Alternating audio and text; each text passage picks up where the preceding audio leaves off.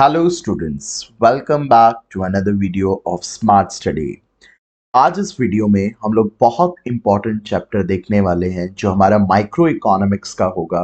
और ये चैप्टर आपके क्लास 11th के लिए भी काफ़ी रेलेवेंट है।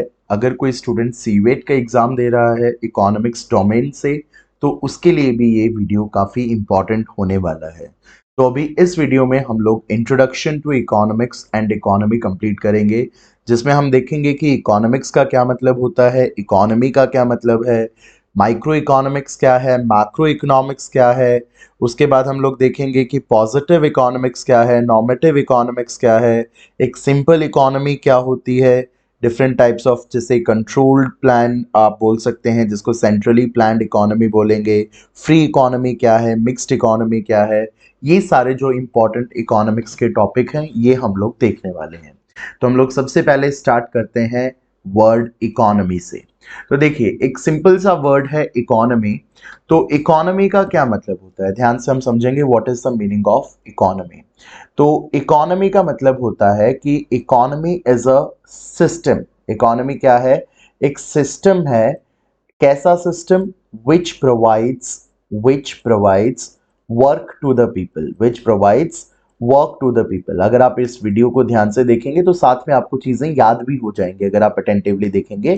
तो इकोनॉमी एक ऐसा सिस्टम है which provides work to people and helps them in earning their livelihood, and helps them in earning their livelihood. ठीक है, क्या मतलब हुआ? देखिए, हम लोग सब इकोनॉमी के पार्ट है। ठीक है, हम जैसे मैं हूं, आप हैं, हम लोग सब इंडियन इकोनॉमी के पार्ट हैं। ठीक है, अर्निंग देयर लाइवलीहुड। तो यहां पे क्या होगा कि हम सब जो होंगे इस इकोनॉमी का पार्ट है और इसमें कुछ ना कुछ काम कर रहे हैं। हम सब बेसिकली कुछ ना कुछ इकोनॉमिक एक्टिविटी कर रहे हैं और उस इकोनॉमिक एक्टिविटी से हम लोग मनी जनरेट कर रहे हैं। ठीक है, तो एक ऐसा सिस्टम, हमारा एक ऐसा सिस्टम जो लोगों को काम देगा, और अगर उनके पास काम होगा, वर्क होगा, तो उनके पास अपनी लाइवलीहुड होगी, मतलब उनके पास डेली इनकम आएगी और उस डेली इनकम से वो अपना लाइफस्टाइल जो भी है वो अपने डेली एक्सपेंसेस को बियर कर पाएंगे।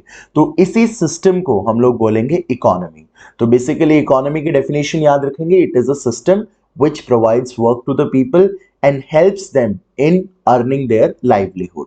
ठीक है, जैसे we all are the part of Indian economy, तो हम लोग सब इंडियन इकोनॉमी के पार्ट है। तो इंडियन इकोनॉमी क्या है? तो इंडियन इकोनॉमी एक ऐसा सिस्टम है जो हम सब लोगों को कनेक्टेड कर रखा है और हम सब लोगों को काम दे रहा है, और काम होगा तो हम हमारे पास हमारी क्या होगी? लाइवलीहुड होगी। ठीक है, अब जब हम लोग इकोनॉमी की बात करते हैं तो यहाँ पे कुछ आपके वाइटल कंपोनेंट्स होते हैं। तो जब भी इकोनॉमी की बात करेंगे तो कुछ वाइटल कंपोनेंट्स हमें यहाँ पे डिस्कस करने पड़ेंगे। तो सबसे पहला जो वाइटल कंपोनेंट हमें डिस्कस करना है, दैट इज प्रोडक्शन। ठीक है, तो प्रोडक्शन इकोनॉमी का पहला वाइटल कंपोनेंट है। प्रोडक्शन का मतलब क्या होता है? देखिए, प्रोडक्शन का मतलब होता है converting the raw material into the finished good. जब हम रॉ मटेरियल को फिनिश गुड में कन्वर्ट करते हैं तो उस प्रोसेस को हम लोग प्रोडक्शन बोलते हैं। अब जब भी हम रॉ मटेरियल को फिनिश गुड में कन्वर्ट करते हैं तो हमें एक बहुत इंपॉर्टेंट चीज यूज होती है जिसको हम लोग बोलते हैं फैक्टर्स ऑफ प्रोडक्शन। देखिए, सिंपल सी बात है, अगर आपको किसी भी रॉ मटेरियल को फिनिश गुड में कन्वर्ट करना है तो उसके लिए आपको कुछ चीजों की जरूरत पड़ेगी। उन चीजों को ही हम लोग बोलते हैं फैक्टर्स ऑफ प्रोडक्शन। एक छोटा सा हम लोग यहाँ एग्जांपल देखते हैं। देखिए, जैसे फॉर एग्जांपल ये वुडन लॉग्स हैं। अब ये वुडन लॉग्स किसी काम के नहीं है। अगर ये वुडन लॉग्स ऐसे ही हैं तो इसका कोई वर्क नहीं है। लेकिन जब हम इन वुडन लॉग्स को फर्नीचर में कन्वर्ट कर देंगे, इन वुडन लॉग्स को जब हम फर्नीचर में कन्वर्ट कर देंगे तो इन वुडन लॉग्स की जो यूजफुलनेस है वो इंक्रीज हो गई, क्योंकि इसको उस फॉर्म में कन्वर्ट कर दिया जिसमें हमें इसकी जरूरत है। वुडन लॉग्स के फॉर्म में हमें उसकी जरूरत नहीं है, लेकिन फर्नीचर के फॉर्म में हमें उसकी जरूरत है। तो बेसिकली यहाँ पे प्रोडक्शन की आपको दूसरी डेफिनेशन मिलती है, that production enhances the utility of a product by converting it into that form which is required by the consumer। Production एक ऐसा प्रोसेस है जो किसी भी प्रोडक्ट की यूटिलिटी को इन्हेंस कर देता है, उसको उस फॉर्म में कन्वर्ट करके जिस फॉर्म में कस्टमर या कंज्यूमर को उसकी जरूरत है। ठीक है, तो यहां पे हमारे पास दो डेफिनेशन आ गई। तो basically we get to know that production is the process of converting raw material into the finish good. और यहाँ पे जो काफी इंपॉर्टेंट चीजें आपको यूज होंगी उनको हम लोग बोलते हैं फैक्टर्स ऑफ प्रोडक्शन। तो ये जो फैक्टर्स ऑफ प्रोडक्शन होते हैं ये चार टाइप के होते हैं, ये हमें यहाँ याद रखना है। कौन कौन से टाइप होते हैं? सबसे पहला जो होता है वो होता है लैंड, दूसरा जो होता है लेबर, तीसरा जो होता है वो होता है कैपिटल, एंड फोर्थ जो होता है दैट इज एंटरप्रेन्योर। तो ये चार आपके मेजर फैक्टर्स ऑफ प्रोडक्शन होते हैं। लैंड वो जगह जहां पे प्रोडक्शन होगा, लेबर वो इंसान जो प्रोडक्शन एक्टिविटी करेगा, कैपिटल वो पूंजी जिसकी हेल्प से आप एसेट्स को एक्वायर करेंगे, चीजों को खरीदेंगे और प्रोडक्शन को स्टार्ट कर पाएंगे। देखिए, कैपिटल की जरूरत इसलिए है क्योंकि जब तक आप मशीनरीज को परचेज नहीं करेंगे आप प्रोडक्शन के प्रोसेस को कैरी आउट नहीं कर सकते, तो इसीलिए आपको कैपिटल की जरूरत है। और एंटरप्रेन्योर का मतलब हो गया वो ओनर जो इन सब कामों को करने का रिस्क लेगा। तो यहां पे हमें पता चल गया कि पहला जो वाइटल कंपोनेंट है वो प्रोडक्शन है।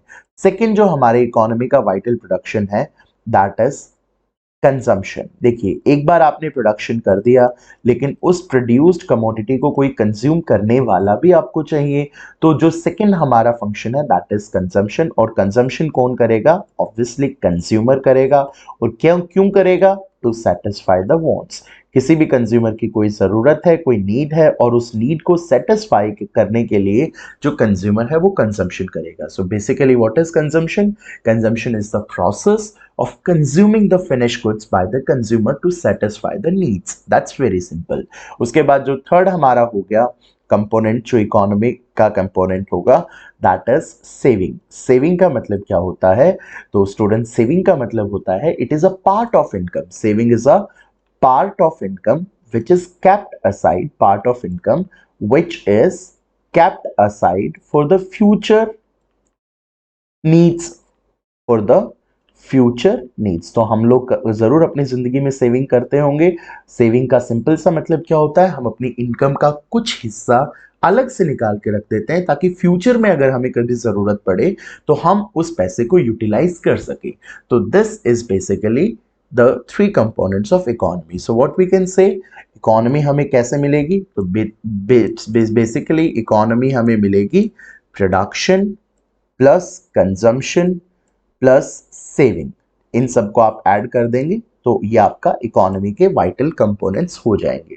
ठीक है, उसके बाद हम लोग देखते हैं जो अगला टर्म है दैट इज इकोनॉमिक्स। तो what is the meaning of economics? Economics का क्या मतलब होता है? देखिए, बेसिकली ये टर्म आपके लिए काफी इंपॉर्टेंट है क्योंकि ये टर्म आपकी बहुत बार यूज होगी और आपको इकोनॉमिक्स के बारे में पता होना चाहिए। देखिए, बेसिकली यहां से अभी हम लोग इसका डेरिवेशन देखेंगे। जो बच्चे सीवेट वगैरह का एग्जाम दे रहे हो, जो 11th क्लास में भी हैं, तो उनको ये मालूम होना चाहिए कि वर्ड डिराइव कहां से हुआ, फिर हम इसके बारे में स्टडी करेंगे। तो बेसिकली इकोनॉमिक्स एक ग्रीक वर्ड से आपका डिराइव हुआ है। ग्रीक वर्ड जो है वो है ऑइकोस, ऑइकोस एंड निमेन। कई बुक्स में आपको नोमोस मिलेगा। तो ये ग्रीक वर्ड है, ग्रीक वर्ड है ऑइकोस और निमेन। ऑइकोस का मतलब क्या होता है? ऑइकोस का मतलब स्टूडेंट्स होता है हाउस होल्ड, जो हमारे घर का होता है ना हाउस होल्ड। और नोमोस या निमेन का मतलब होता है मैनेजमेंट। सो बेसिकली इससे सजेस्ट हो रहा है, इससे ही हमें पता लग रहा है कि कुछ मैनेजमेंट जरूर हो रहा होगा और हमारा कुछ हाउस होल्ड मैनेजमेंट होगा। ठीक है, तो इस तरीके से अब हम इकोनॉमिक्स को समझते हैं। तो इकोनॉमिक्स का मतलब क्या है? देखिए स्टूडेंट्स, हम एक एग्जाम्पल के थ्रू इसको समझेंगे। देखिए, हमारे जो वांट्स होती हैं, अब ह्यूमंस है हम लोग, हमारी जो वांट्स होती हैं वो अनलिमिटेड होती हैं। हमारी ज़रूरतें बहुत होती हैं, मुझे ये भी चाहिए, वो भी चाहिए, मुझे वो भी चाहिए, ये सब करना है, मुझे घर भी बनाना है, गाड़ी भी लेनी है, आईफोन भी लेना है। तो मतलब we have unlimited wants. Wants एक तो बेटा अनलिमिटेड है, और दूसरी चीज जो हमारी वांट्स हैं वो मल्टीप्लाइंग नेचर की हैं। एक तो अनलिमिटेड है और दूसरा वो मल्टीप्लाइंग नेचर की हैं। लेकिन इन वांट्स को फुलफिल करने के लिए जो रिसोर्सेस हमें लगते हैं, क्योंकि आपको अगर अपनी वांट्स को फुलफिल करना है तो आपको रिसोर्सेस की जरूरत है। यहाँ हम रिसोर्सेस को मनी के फॉर्म में देखते हैं। तो जो रिसोर्सेज आपके पास हैं इन वांट्स को फुलफिल करने के लिए, तो वो रिसोर्सेज आपके पास हमेशा लिमिटेड होंगे। रिसोर्सेज क्या होंगे? लिमिटेड होंगे। तो ये बेसिकली हमारे जो रिसोर्सेज होंगे जो हमारी वांट्स को सेटिस्फाई करेंगे वो लिमिटेड होंगे, लेकिन हमारी वांट्स जो होंगी, हमारी जरूरतें जो होंगी, वो हमारी अनलिमिटेड होंगी और साथ में मल्टीप्लाइंग नेचर की होंगी। अगर एक जरूरत पूरी हो जाएगी तो हमारी दूसरी वांट जो है वो इमर्ज हो जाएगी। तो बेसिकली हमें इन दोनों के बीच एक मैनेजमेंट सीखना पड़ेगा। हमें मैनेज करना पड़ेगा अपनी अनलिमिटेड वांट्स को अपने लिमिटेड रिसोर्सेस के साथ। तो इकोनॉमिक्स हमें यही टीच करेगा, हमें यही समझाएगा कि कैसे एक इंडिविजुअल अपनी अनलिमिटेड वांट्स को अपने लिमिटेड रिसोर्सेस के से फुलफिल करता है। तो बेसिकली इकोनॉमिक्स जो है एक सब्जेक्ट मैटर है जो हमारे, जिसको आप साइंस ऑफ ह्यूमन बिहेवियर भी बोल सकते हो, क्योंकि इसमें हम लोग क्या करेंगे, हम लोग रैशनली सोचेंगे कि कैसे हम अपने लिमिटेड रिसोर्सेस को यूज करें अपनी अनलिमिटेड वांट्स के फुलफिलमेंट के लिए। तो रिसोर्सेस और वांट्स का जो ये मैनेजमेंट होगा ये हमें इकोनॉमिक्स सिखाएगा। ठीक है, तो इकोनॉमिक्स की definition is very simple. Economics is a study of human behaviour, that how an individual manages the limited resources to fulfill the unlimited wants. तो ये हमारे यहाँ पे डेफिनेशन इकोनॉमिक्स की हो जाती है। अब उसके बाद जो हमारा जो इंपॉर्टेंट मेन यहाँ पे कंसेप्ट आता है that is scarcity. Scarcity is very important. देखिए स्केर्सिटी का सिंपल सा मतलब क्या होता है? स्केर्सिटी का मतलब होता है जब भी किसी चीज की डिमांड उसकी सप्लाई से ज्यादा हो, जब भी किसी भी चीज की डिमांड उसकी सप्लाई से ज्यादा हो। और स्केर्सिटी सिचुएशनल होती है, ये भी आप याद रखेंगे। ठीक है, तो जब भी किसी भी चीज की डिमांड उसकी सप्लाई से ज्यादा हो तो हम लोग उसको बोलते हैं that is a scarcity, that is a scarce resource. कमी है, स्केर्सिटी मतलब कमी। And you know scarcity is the mother of all economic problems. Scarcity क्या है? Scarcity is the mother of all economic problems. जो जो भी इकोनॉमिक प्रॉब्लम्स अराइज होती हैं उनके पीछे यही सबसे बड़ा रीजन है दैट हमारे पास जो रिसोर्सेज हैं वो कैसे हैं? स्केर्स हैं, कम है। रिसोर्सेज की हमेशा डिमांड ज्यादा होती है उनके सप्लाई के कंपैरेटिवली। इसका सिंपल सा मतलब है कि अगर हमारे पास 100 रुपए हैं तो वो 100 रुपए हम लोग उससे बहुत कुछ कर सकते हैं। उससे हम लोग चिप्स खरीद सकते हैं, उससे हम पेट्रोल फिल करा सकते हैं, उससे हम मोबाइल रिचार्ज करा सकते हैं, और भी हम लोग उस 100 रुपए से बहुत सारे काम कर सकते हैं। तो ये जो 100 रुपया है ये हमेशा स्केर्स रहेगा। ठीक है, क्योंकि उसकी डिमांड बहुत ज्यादा है, उसको आप बहुत जगह यूज कर सकते हो, बट उसकी सप्लाई लिमिटेड ही है। इसीलिए जो स्केर्सिटी होती है वो मदर होती है ऑफ ऑल इकोनॉमिक प्रॉब्लम्स। जो भी इकोनॉमिक प्रॉब्लम अराइज होती हैं उनके पीछे का कारण आप याद रखेंगे, उनके पीछे का कारण है स्केर्सिटी। ठीक है, स्केर्सिटी का मतलब क्या होता है? When the demand of the good is more than it's supply. Demand ज्यादा हो जाए सप्लाई से तो हम लोग उस सिचुएशन को बोलेंगे कि that situation is a scarcity. और स्केर्सिटी की ही वजह से हमारी दूसरी प्रॉब्लम अराइज होती है that is a problem of choice. क्योंकि हमें चूज करना पड़ता है कि हम रिसोर्सेज को किन जगह पे यूज करें, क्योंकि एक जो रिसोर्स है उसको आप मल्टीपल प्लेसेस पे यूज कर सकते हो, मल्टीपल जगह पे यूज कर सकते हो। जैसे ऊपर वाले एग्जांपल में जो 100 रुपीज है, this 100 rupees can be used at different places. Then we have to make a problem of choice कि हम इस रिसोर्स को कहाँ पे, कौन से चॉइस, कौन से यूज के लिए यूज करें। तो फिर हमारी प्रॉब्लम होती है प्रॉब्लम ऑफ चॉइस। तो प्रॉब्लम ऑफ चॉइस क्यों अराइज होती है हमें मालूम होना चाहिए। क्यों? क्योंकि हमारे जो रिसोर्सेज हैं वो रिसोर्सेज कैसे हैं? स्केर्स हैं। रिसोर्सेज कैसे हैं? स्केर्स हैं। और दूसरा जो रिसोर्सेज हैं वो अल्टरनेटिव यूजेस हैं। एक रिसोर्स को आप बहुत अलग अलग अलग जगह पे यूजेस कर सकते हैं। तो ये जो अल्टरनेटिव यूजेस होते हैं और जो स्कैर्सिटी होती है रिसोर्सेज के, इनकी वजह से ही हमारी प्रॉब्लम अराइज होती है, प्रॉब्लम ऑफ चॉइस। ठीक है, तो आई होप कि आपको इकोनॉमी और इकोनॉमिक्स की डेफिनेशन अच्छे से क्लियर हुई होगी और आपको समझा होगा। ठीक है, इसके बाद हम लोग जो देखते हैं वो ये है कि हमारा जो इकोनॉमिक्स है उसके दो ब्रांचेस हैं। देखिए पहली जो ब्रांच है दैट इज माइक्रो इकोनॉमिक्स और दूसरी जो ब्रांच है दैट इज मैक्रो इकोनॉमिक्स। ठीक है। तो माइक्रो एंड मैक्रो, इसको हम कई बार सब्जेक्ट मैटर भी बोलते हैं इकोनॉमिक्स के। तो माइक्रो इकोनॉमिक्स और मैक्रो इकोनॉमिक्स ये दो हैं। तो देखिए माइक्रो और मैक्रो में डिफरेंस किसका है, यहाँ पे जो आपके पास है आई है और यहाँ पे जो है वो ए है।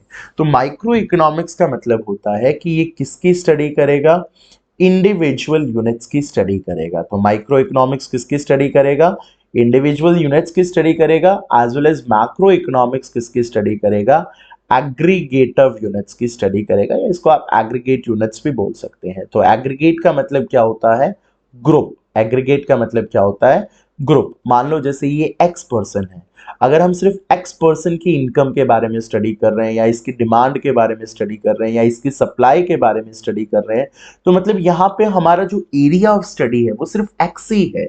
वो क्या डिमांड कर रहा है, क्या इनकम है, क्या उसकी सप्लाई है, everything we are discussing about X. तो यहाँ पे हमारी जो एरिया ऑफ स्टडी है वो एक इंडिविजुअल यूनिट है, इसलिए माइक्रो इकोनॉमिक्स। लेकिन जब हम सारे consumer A B C D E F G H I all consumer, जब हम सब कंज्यूमर्स की स्टडी कर रहे हैं कि भाई उनकी क्या इनकम है, क्या उनकी डिमांड है, क्या उनकी सप्लाई है, जब हम सबके बारे में स्टडी कर रहे हैं, तो फिर यहां पे आपका जो कंपोनेंट अराइज होगा वो आपका होगा मैक्रो इकोनॉमिक्स। तो मैक्रो इकोनॉमिक्स एग्रीगेट यूनिट्स को स्टडी करता है, और जो माइक्रो इकोनॉमिक्स है वो नाम से पता, माइक्रो मतलब छोटा, मैक्रो मतलब बड़ा। तो माइक्रो इकोनॉमिक्स जो है वो इंडिविजुअल यूनिट्स को स्टडी करेगा, और मैक्रो इकोनॉमिक्स जो है वो एग्रीगेटिव यूनिट्स को स्टडी करेगा। उसके बाद आप जब इसके कंसेप्ट की बात करेंगे तो मैक्रो इकोनॉमिक्स ऑब्वियसली एक नैरो कंसेप्ट है, और माइक्रो इकोनॉमिक्स कैसा कंसेप्ट है, वाइडर कंसेप्ट है, क्योंकि इसका स्टडी जो स्कोप है वो ज्यादा है as compare to micro economics. यहाँ पे जो माइक्रो इकोनॉमिक्स में जो आपके टूल्स होंगे वो डिमांड एंड सप्लाई होंगे। ठीक है, यहाँ पे जो टूल्स होंगे वो क्या होंगे, डिमांड एंड सप्लाई। लेकिन जो मैक्रो इकोनॉमिक्स के टूल होंगे वो आपके होंगे aggregate demand and aggregate supply, मतलब ग्रुप की डिमांड और ग्रुप की supply, aggregate demand and aggregate supply. तो यहाँ पे माइक्रो इकोनॉमिक्स में होंगे सिर्फ डिमांड एंड सप्लाई, और मैक्रो इकोनॉमिक्स में होंगे aggregate demand and aggregate supply. उसके बाद जो माइक्रो इकोनॉमिक्स होगी इसका दूसरा नाम होगा प्राइस थ्योरी, क्योंकि यहाँ पे जो आपका एम होगा वो होगा to determine the prices of the commodity, to determine the prices of the commodity. यहाँ पे आप कोई भी कमोडिटी है उसकी प्राइस को डिटरमाइन करना सीखेंगे, इसीलिए जो इसका दूसरा नाम है वो प्राइस थ्योरी है। वेर एज मैक्रो इकोनॉमिक्स में आप इनकम को कैलकुलेट, नेशनल इनकम को कैलकुलेट करना सीखेंगे, और आपकी कंट्री में जो एम्प्लॉयमेंट स्टेटस है उसको देखेंगे कि आपकी कंट्री में वॉलेंट्री अनएम्प्लॉयमेंट है, या आपके यहाँ इनवॉलेंट्री है, साइक्लिक है, फ्रिक्शनल है, तो हम एम्प्लॉयमेंट स्टेटस को भी देखेंगे। तो इसीलिए इसका जो दूसरा नाम है वो क्या हो जाएगा, इनकम एंड एम्प्लॉयमेंट थ्योरी। ठीक है, तो उसका दूसरा नाम हो गया माइक्रो का प्राइस थ्योरी, मैक्रो का हो गया इनकम एंड एम्प्लॉयमेंट थियोरी। ठीक है, और उसका एम हो गया माइक्रो का to determine the prices of the commodity, macro का एम हो गया to determine the income and employment in the economy. ठीक है, तो यहाँ पे कुछ ये डिफरेंसेस हैं जो आप माइक्रो इकोनॉमिक्स और मैक्रो इकोनॉमिक्स के बीच में थोड़ा सा आप याद रखेंगे। बेसिकली आपको अपने एग्जाम्स के लिए इसको याद रखना पड़ेगा। ठीक है, तो यहाँ पे अनदर नेम भी बता दिया मैंने आपको, टूल्स भी बता दिया, एम भी बता दिया, इनके मीनिंग्स भी आपको क्लियर कर दिए। अभी हम लोग एग्जाम्पल देखते हैं। देखिए, अगर आपको किसी होम का बजट देखना है, किसी घर का बजट के बारे में स्टडी करना है, तो वो आपका माइक्रो इकोनॉमिक्स का एग्जाम्पल होगा। लेकिन अगर आपको पूरी कंट्री के बजट के बारे में स्टडी करना है तो वो जो आपका एग्जाम्पल होगा वो मैक्रो इकोनॉमिक्स का एग्जाम्पल होगा। तो home budget and country budget ये आप बता सकते हैं। इसके बाद हम लोग देखेंगे कि दो नेचर ऑफ इकोनॉमिक्स क्या है। ओके, तो नेचर ऑफ इकोनॉमिक्स जब हम लोग डिसाइड करेंगे तो यहाँ पे हमारे पास दो नेचर आएंगे इकोनॉमिक्स के, एक होगा पॉजिटिव इकोनॉमिक्स और एक होगा नॉर्मेटिव इकोनॉमिक्स। तो one we have positive economics and another one we have normative economics. दो टाइप की इकोनॉमिक्स होती हैं आपके पास, पॉजिटिव इकोनॉमिक्स और दूसरा जो है वो है नॉर्मेटिव इकोनॉमिक्स। तो अभी हम लोग देखने वाले हैं कि पॉजिटिव इकोनॉमिक्स क्या होता है और नॉर्मेटिव इकोनॉमिक्स क्या होता है। देखिए, पॉजिटिव इकोनॉमिक्स क्या होता है, ये आपके इकोनॉमिक इश्यूज के साथ डील करता है as it is, as it is. इसका सिंपल सा मतलब क्या हुआ, ऐसे सिचुएशन जो फैक्ट्स और फिगर्स पे बेस हो। आपको एग्जाम्पल से ज्यादा इजी क्लैरिफिकेशन होगी, जो फैक्ट्स एंड फिगर्स पे बेस हो। यहाँ पे आप कोई भी पर्सनल ओपिनियन नहीं देंगे, कोई भी अपने पर्सनल जजमेंट्स नहीं देंगे, कोई भी आप अपने पर्सनल ओपिनियंस नहीं देंगे। ठीक है, तो इकोनॉमिक जो पॉजिटिव इकोनॉमिक्स है वो चीजों को एज इट इज स्टडी करता है, उस पर आप अपनी कोई पर्सनल जजमेंट, कोई पर्सनल ओपिनियंस नहीं देंगे।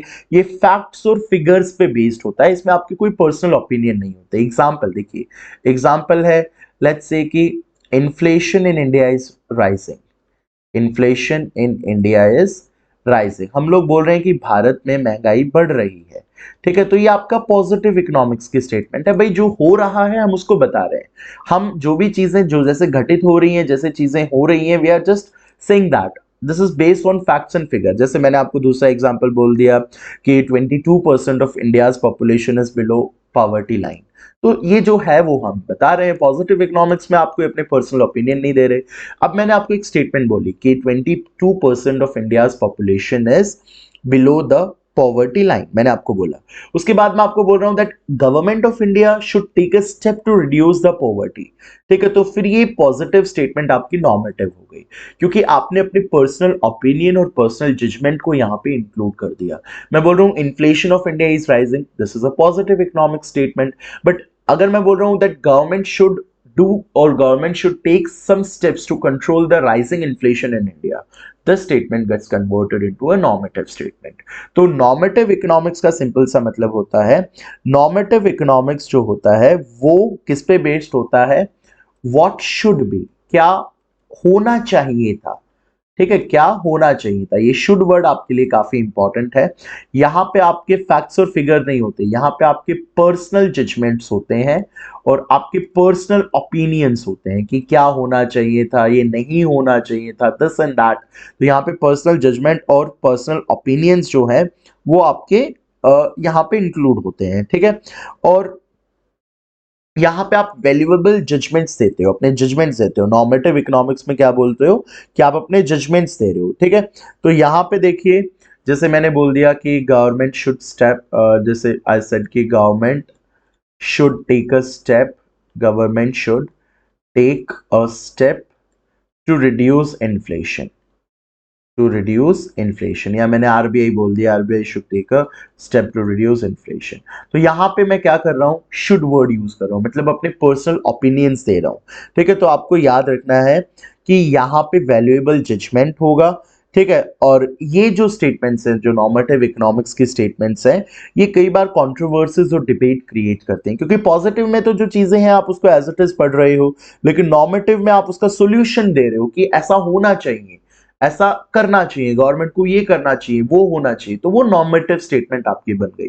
तो ये आपको क्लियरली पॉजिटिव इकोनॉमिक्स और जो नॉर्मेटिव इकोनॉमिक्स है उसके बारे में मालूम होना चाहिए। तो पॉजिटिव इकोनॉमिक्स किसके साथ डील करता है, इकोनॉमिक इश्यूज के साथ जैसे वो हैं उनके साथ एज इट इज डील करता है, लेकिन नॉर्मेटिव इकोनॉमिक्स है वो ओपिनियंस के ऊपर बेस्ड होता है। जो इकोनॉमिक इश्यूज होते हैं उसमें आप क्या बता रहे हैं, क्या ओपिनियन आपका, क्या जजमेंट है, क्या होना चाहिए, तो ये आपका होता है। यहाँ पे होता है व्हाट इज, क्या है, व्हाट वाज, क्या था। ठीक है, मतलब यहाँ पे जो है उसको एज इट इज बता रहे हो, लेकिन यहाँ पे आप बता रहे हो कि व्हाट ऑट टू बी, क्या होना चाहिए था, व्हाट शुड बी, क्या करना चाहिए। तो यहाँ पे ये चीजें आपकी ऐड हो जाएंगी। ठीक है, जैसे एग्जांपल, जैसे जैसे somebody says population of India is more than the population of China। ठीक है, ये हो गया, लेकिन दूसरे ने बोला somebody says that old age pension should be stopped, तो ये शुड भी लग गया, तो ये कौन सी स्टेटमेंट होगी, नॉर्मेटिव। ठीक है, तो यहाँ पे आई होप आपको ये पॉजिटिव इकोनॉमिक्स और नॉर्मेटिव, तो आप मुझे जल्दी से कमेंट बताइए कि पॉजिटिव और नॉर्मेटिव में से किसके अंदर जजमेंट्स इंक्लूड होते हैं और किसके अंदर जजमेंट्स इंक्लूड नहीं होते। अच्छा, पॉजिटिव इकोनॉमिक्स वो वेरीफाइबल होती है, वेरीफाइबल होती है क्यों, इसका मतलब सिंपल सा है कि ये सही आपकी स्टेटमेंट होती है। ठीक है, ये जो है उसके बारे में बता रहा है, लेकिन नॉर्मेटिव में क्योंकि आपके पर्सनल ओपिनियन से यहाँ पे आ गए तो ये नॉन वेरीफाइबल है, नॉट वेरीफाइबल है। तो ये भी चीज आप सिंपल सा याद रखेंगे। ठीक है, तो उसके बाद हम लोग देखते हैं कि एक ओपन इकोनॉमी और क्लोज्ड इकोनॉमी क्या होता है। बहुत छोटा सा टॉपिक है, open economy and closed economy. ठीक है, open economy versus closed economy. तो देखिए, ओपन इकोनॉमी का मतलब क्या होता है, जैसे ये मेरा कंट्री इंडिया है, तो हमने इंडिया में इंपोर्ट एक्सपोर्ट को अलाउ कर रखा है। मतलब इंडिया से बाहर से चीजें इंडिया में आ सकती हैं, एक्सपोर्ट भी कर सकते हो, और बाहर से इंडिया से बाहर चीजों को भेज भी सकते हो, कोई बाउंडेशन नहीं है, ठीक है। आप फॉरेन ट्रेड इजीली कर सकते हो, दूसरे कंट्री के साथ ट्रेड करना है तो you can do the foreign trade as well. तो जब आप फॉरेन ट्रेड कर सकते हो, एक्सपोर्ट कर सकते हो, इंपोर्ट कर सकते हो, तो आपकी इकोनॉमी कौन सी इकोनॉमी होगी? एक ओपन इकोनॉमी होगी, जहां पे आउटसाइडर्स अलाउड है, फॉरेन ट्रेड अलाउड है। लेकिन क्लोज्ड इकोनॉमी में क्या होता है? फॉरेन ट्रेड अलाउड नहीं होता, यहाँ पे एक्सपोर्ट नहीं होता, इंपोर्ट नहीं होता। मतलब पूरे तरीके से जैसे हम आपने ना इकोनॉमी पे ताला लगा दिया, जो अंदर है वो ठीक है, जो अंदर प्रोड्यूस हो रहा है, जो देश के अंदर हो रहा है वो होने दो, बट हम बाहर से कोई ट्रेड नहीं करेंगे, ना बाहर से कोई इंपोर्ट करेंगे, ना हम कोई एक्सपोर्ट करेंगे। तो ऐसी काइंड ऑफ इकोनॉमी को हम लोग बोलेंगे क्लोज्ड इकोनॉमी, ठीक है। तो ये आपका छोटा सा टॉपिक है, इसको आप याद रखेंगे। उसके बाद जो आपका होगा एक सेंट्रली प्लान्ड इकोनॉमी, क्या होता है? ठीक है, सेंट्रली प्लान्ड इकोनॉमी क्या होता है? उसके बाद हमें देखना है सेंट्रली प्लान्ड इकोनॉमी के बाद फ्री इकोनॉमी क्या होता है, ठीक है। और उसके बाद मिक्स्ड इकोनॉमी क्या होता है? फ्री सेंट्रली प्लान्ड इकोनॉमी क्या होता है, फ्री इकोनॉमी क्या होता है, and then finally mixed economy क्या होता है, ठीक है। तो बड़ा सिंपल सा टॉपिक है ये। सेंट्रली प्लान्ड इकोनॉमी के अंदर क्या होगा? सारे जो रिसोर्सेज होंगे वो गवर्नमेंट के कंट्रोल में होंगे, जो मेजर डिसीजंस होते हैं वो सारे कौन लेगा? गवर्नमेंट लेगा। जैसे तीन आपके इकोनॉमिक डिसीजन होते हैं, व्हाट टू प्रोड्यूस, क्या देश में बनेगा, हाउ टू प्रोड्यूस, कैसे बनेगा, कौन सी टेक्नोलॉजी आप यूज करेंगे, and for whom to produce, किसके लिए गुड्स एंड सर्विसेज बनेंगे। तो जब ये तीनों इकोनॉमिक डिसीजंस आपकी गवर्नमेंट लेगी तो आप उसको बोलोगे this is a centrally planned economy. यहाँ पे जो सारे रिसोर्सेज होंगे वो रिसोर्सेज किसके कंट्रोल में होंगे? गवर्नमेंट के कंट्रोल में होंगे। जो भी इकोनॉमिक डिसीजंस होंगे वो इकोनॉमिक डिसीजंस कौन लेगा? गवर्नमेंट लेगा, ठीक है। तो ये जब साइड की इकोनॉमी होगी, यहाँ पे जो सबसे इंपॉर्टेंट रोल होगा वो पब्लिक सेक्टर का होगा, ठीक है। जो गवर्नमेंट सेक्टर होता है उसका लीडिंग रोल होगा। तो ऐसी काइंड ऑफ इकोनॉमी को हम लोग बोलेंगे centrally planned economy. Free economy में ये सारी चीजें किसके पास चली जाएंगी? प्राइवेट के पास।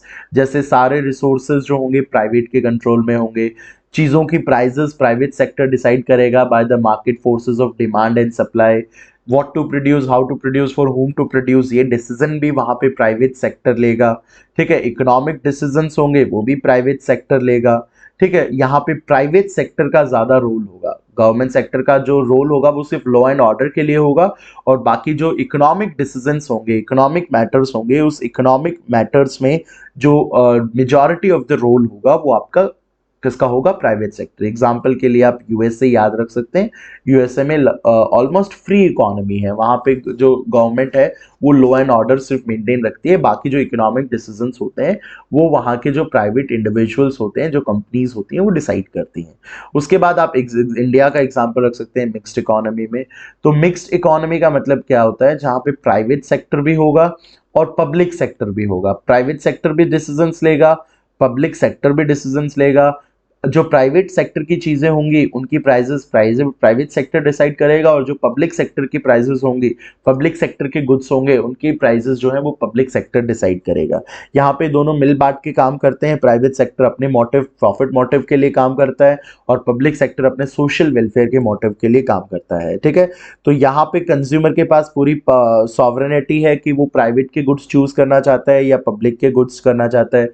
रिसोर्सेज यहाँ प्राइवेट के पास भी होंगे और रिसोर्सेज यहाँ पे पब्लिक सेक्टर के पास भी होंगे, और यहाँ पे जो इकोनॉमिक डिसीजंस है दोनों ही लेते हैं। तो बेसिकली ये आपके तीन टाइप की इकोनॉमी होगी, सेंट्रली प्लान्ड, फ्री इकोनॉमी और मिक्स्ड इकोनॉमी। तो ये आपका फर्स्ट चैप्टर था, इंट्रोडक्शन टू इकोनॉमिक्स, जिसमें हमने सबसे पहले स्टडी किया what is economy, then we have studied what is economics, what is scarcity. तो माइक्रो इकोनॉमिक्स क्या है, मैक्रो इकोनॉमिक्स क्या है वो हमने स्टडी किया। पॉजिटिव इकोनॉमिक्स क्या होता है, नॉर्मेटिव इकोनॉमिक्स क्या होता है, ओपन इकोनॉमी क्या है, क्लोज्ड इकोनॉमी क्या है, एक सेंट्रली प्लान्ड इकोनॉमी क्या है, फ्री इकोनॉमी क्या है, और मिक्स्ड इकोनॉमी क्या है। तो आई होप कि ये आपको सारे कंसेप्ट क्लियर हुए होंगे। अगर आपको ये वीडियो पसंद आई तो प्लीज लाइक दिस वीडियो, और अपने फ्रेंड्स के साथ भी जरूर इस वीडियो को शेयर करें। Best of luck, keep studying.